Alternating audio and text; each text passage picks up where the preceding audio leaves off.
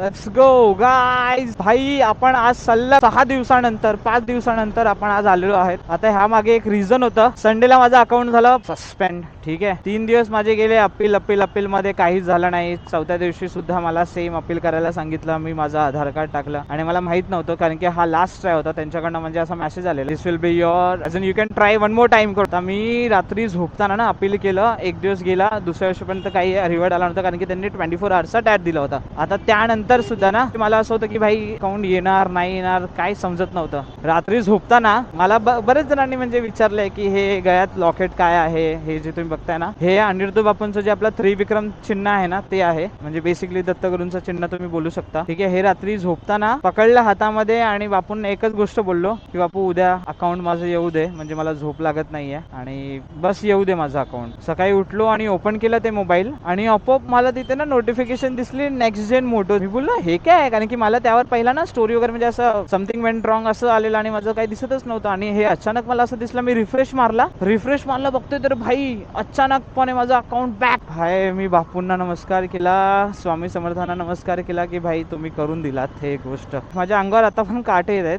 ठीक आहे, अकाउंट माझं गेलं होतं 5 दिवस, काहीच नाही, थोडं पण नाही त्यावर, काहीच नाही. पण येस, विश्वास होता बापूंवर, देवावर की भाई येणार. आलं माझं अकाउंट. खूप खुश आहे मी, म्हणजे मी सांगू शकत नाही मी केवढा खुश आहे. खूप खुश आहे मी.